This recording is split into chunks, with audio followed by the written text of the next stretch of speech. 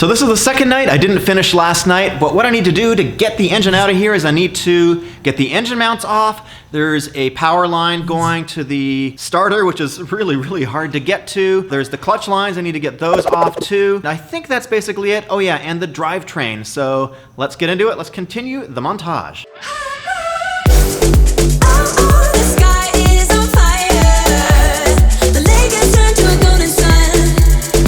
There's a brace going underneath the transmission and I need to pull that off so I can get the transmission out. So I'm gonna bring in the air tools, make life a little bit easier.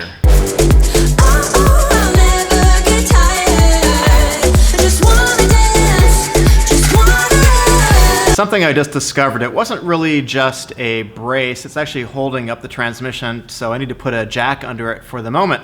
But the guy who I bought the car from, he said he didn't know what he hit, but I think he went off-roading.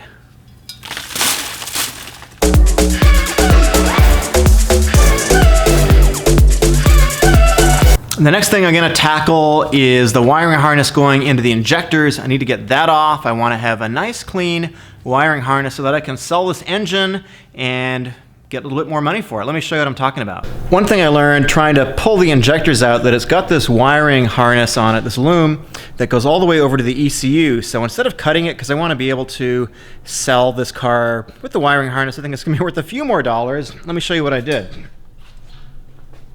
So the wiring loom is over here, and I just traced it back. Goes over to the ECU. It's got these three, well actually, looks like 4 or 5 connectors over there. So I just pull those, and then when I pull the engine, that loom is just gonna stay on the engine.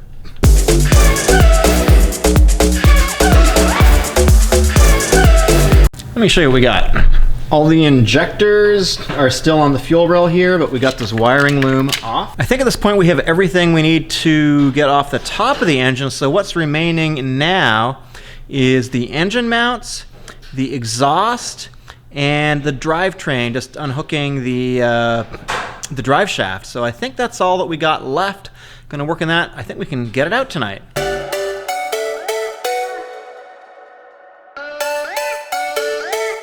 I think I got everything out now. I got the engine mounts, I got the exhaust, which was actually pretty difficult. I had to use a little PB blaster on that and a little bit difficult to get up in there. I think I'm pretty close. So I've got the engine mounts off, got the exhaust off, that was pretty difficult. Got the clutch lines.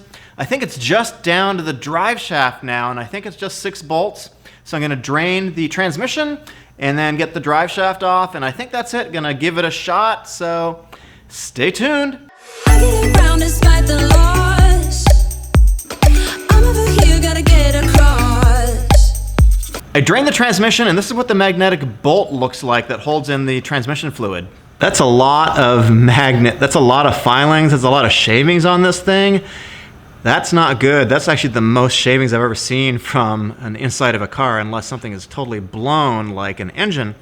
So my guess is that the transmission is probably not in the best of shape. Whether you like it or not, there is a moment meant for us. I got the drive shaft out. I think that's everything now. It was a little bit tricky. It's kind of tight in there, and the impact socket wouldn't really fit inside this little collar around the drive shaft. It wouldn't really fit in there, so I had to use a regular socket. It's a 19, by the way. So now I'm gonna hook up the cherry picker and hope I can get this out myself. We'll see if I got everything disconnected. We'll know in a couple minutes.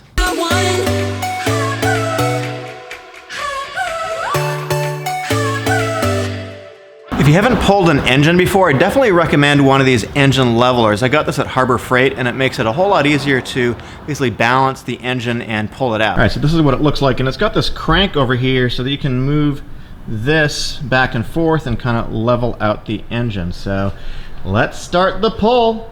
Here we go.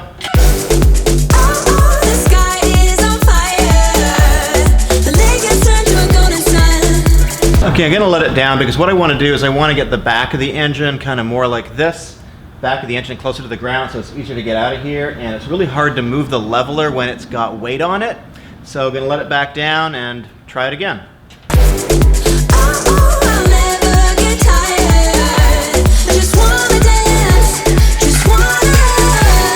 I'm gonna try one more time. I got the hose off. We'll see if I can do this solo or if I need somebody to help me manhandle the engine out of the engine bay. One more time.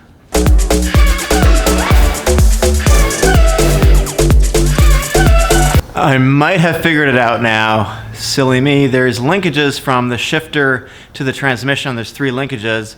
It's a sort of an odd setup. I didn't really think about that because most manual transmissions that I'm used to dealing with, you're shifting directly into the transmission.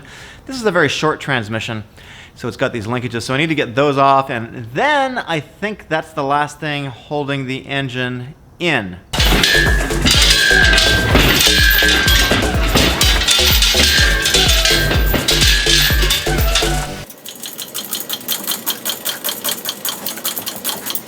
Yes!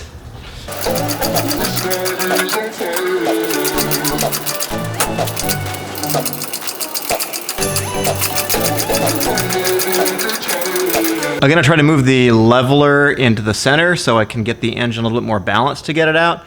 The issue is when there's tension on it, when there's stress, when the engine is hanging from it, you can't really move that thing. So that's what I'm gonna do now.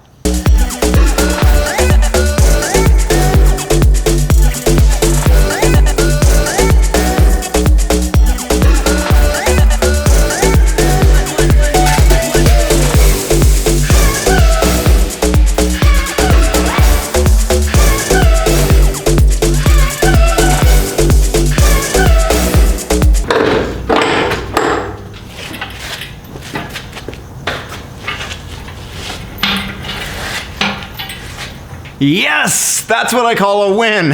Got out the engine solo by myself in 3 nights work. Not too bad, never pulled it from this car before. I'm pretty stoked. This is a great way to end the video. So if you want to support the channel, just go ahead and subscribe. Hit the like button, and I'll see you guys in a couple days. I'm gonna be pulling the engine from the GTO. Yes!